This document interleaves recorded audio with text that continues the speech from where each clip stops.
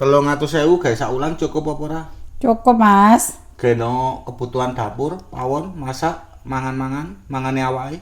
Cukup kan 300.000, Mas. Sak wulan cukup ya 300.000 ya. 3 juta. Gawe make up, perawatan muka, wajah nang salon awakmu. Cukup. Tak tambah 2 juta dik bulananmu. Kayak apa nih? Saldo Shopee Pay-mu iku, lek blonjo apa-apa, lek cek apa-apa iku. Ya gak njaluk aku ngono lho. Sak wulan cukup 2 juta? Ya cukup. 2 jutane tak gawe danamu, saldo ndek danamu. Kayak apa? Lho sampe nek kepengin ngutang-ngutangi kanca-kancamu, lek ono kanca-kancamu sambat karin transfer ngono lho, Dik. Oh iya, Mas. Serius mesti. Ya wis. Ya. Heeh, cukup. Lha ono sambat kok ono lho. Gawe sak wulan yo 2 juta ndek dana yo. Ya. Terus tak tambahne 6 juta, Dik. Gak apa meneh, Mas. Gawe dana kenakalanmu, Dik. Lek kepengin murah lanang, karaokean, sing-song. Cek gak njaluk-njaluk ngono lho, Dik, kurang Dik yo. Yo sip ya, Mas. Berarti 300.000 gawe blonjo tambah 3 juta tambah 2 juta tambah 2 juta tambah 6 juta piro iki, Mang? 5, 8, 13 juta 300 tak transfer ya.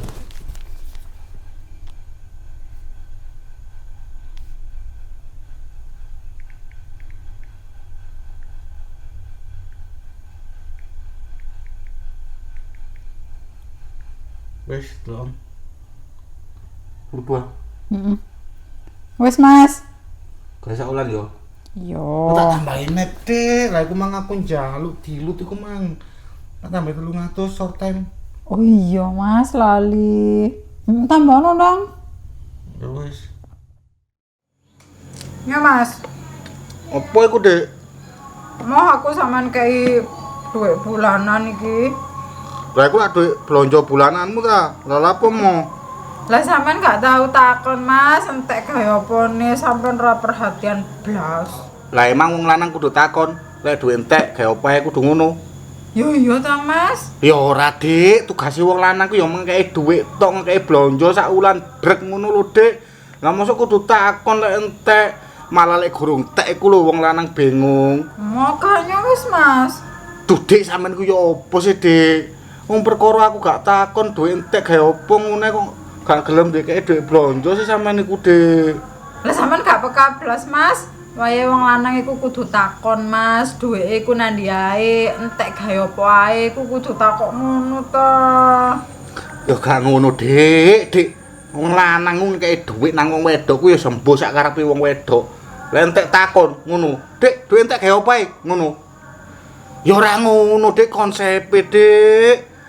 Sampeyan ku ya opo sih, Dik? Malah lek dhuwit gak entek iku lho, aku takon. Lho, Dik, dhuwit kok gak entek, Dik? Sampeyan lapoe, Dik. Ngono kok aku takon. Lah lek dhuwit entek terus takon lho.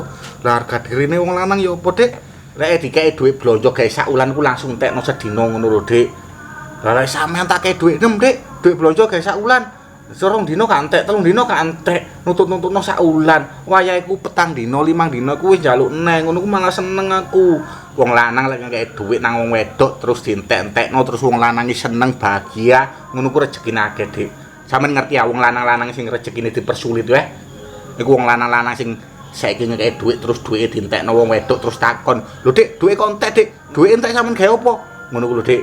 Ngono ku gak ilok, ngerti ya? Gak ilok. Wong lanang ngono ku gak ilok. Aku iku sakjane yo opo nang sampeyan iku, Dik yo. Sampeyan nek merasa kurang ngono aku bahagia. Ngono lho, Dik.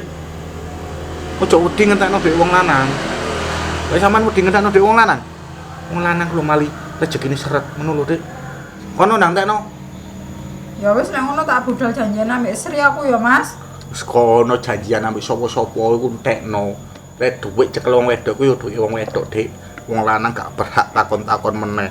Dhuwit entek gawe opo.